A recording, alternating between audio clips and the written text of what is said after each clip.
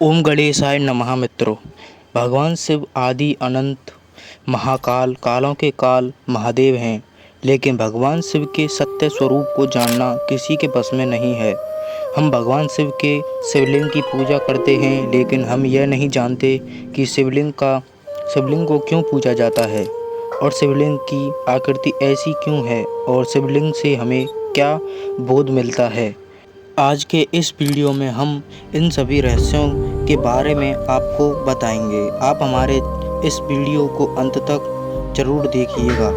हम आपको बताएंगे कि शिवलिंग भारत, चीन और पूरे यूनिवर्स में क्यों पूजी जाती है। सबसे पहले हम जानेंगे शिवलिंग का शाब्दिक अर्थ क्या है।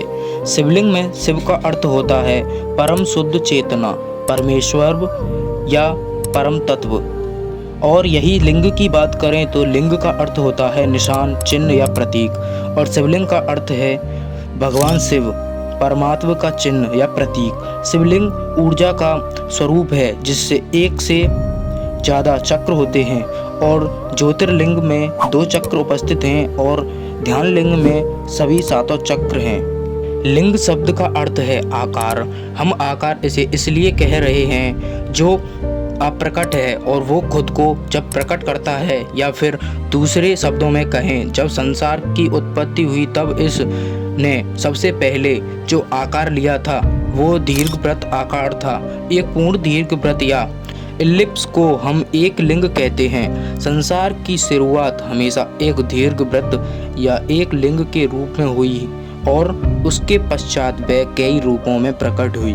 और हम जब ध्यान करते हैं तब आप ध्यान की गहराई अवस्था में होते हैं, तब पूर्ण विलीन आने वाले बिंदु से पहले ऊर्जा एक बार फिर दीर्घवृत्त या फिर एक लिंग का रूप ले लेती है।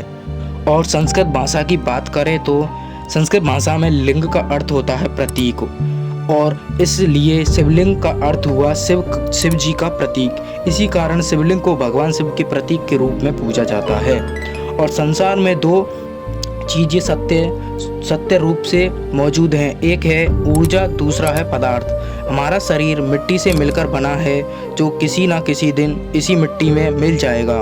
इस कारण इसे पदार्थ कहा जाता है। लेकिन शरीर के अंदर की जो आत्मा होती है वो शक्तिशाली, इसलिए उसे ऊर्जा कहा गया है। इसलिए शिव पदार्थ और शक्ति ऊर्जा रूप धारण करके शिवलिंग का आकार ग्रहण करते हैं। शिवलिंग का अर्थ मुख्यतः संसार से है, जिसका ना तो कोई आदि है और ना कोई अंत, अर्थात संसार की सीमाओं से परे है। इसकी ना तो कहीं से शुरुआत होती है और ना ही इसका कहीं अंत होता है। अगर हम ज्योतिर्लिंग की बात करें तो उनका आकार सभी से भिन्न है। ऐसा इसलिए है क्योंकि अलग अलग उद्देश्यों को प्राप्त करने के लिए अलग अलग शिवलिंग बनाए गए हैं। कुछ शिवलिंगों को विवाह के लिए तो कुछ शिवलिंगों को ध्यान साधना के लिए तथा कुछ शिवलिंग को स्वास्थ्य के लिए बनाया गया है। वायु पुराण के अनुसार प्रलय काल में समस्त सृष्टि जिनमें लीन हो जाती है और पुनः सृष्टि काल में प्रकट होती है, उसको लिंग कहते हैं। इस प्रकार सारे संसार की ऊर्जा का प्रतीक लिंग है। पौराणिक दृष्टि से लिंग के मूल में ब्रह्मा, मध्य में विष्णु तथा ऊपर महादेव स्थित हैं। केवल शिवलिंग की पूजा करने से समस्त देवी देवताओं की पूजा हो जाती है। तो दोस्तों, जानकारी अच्छी लगी हो चैनल को जरूर सब्सक्राइब करना, वीडियो को ज़्यादा शेयर करना। ओम नमः शिवाय।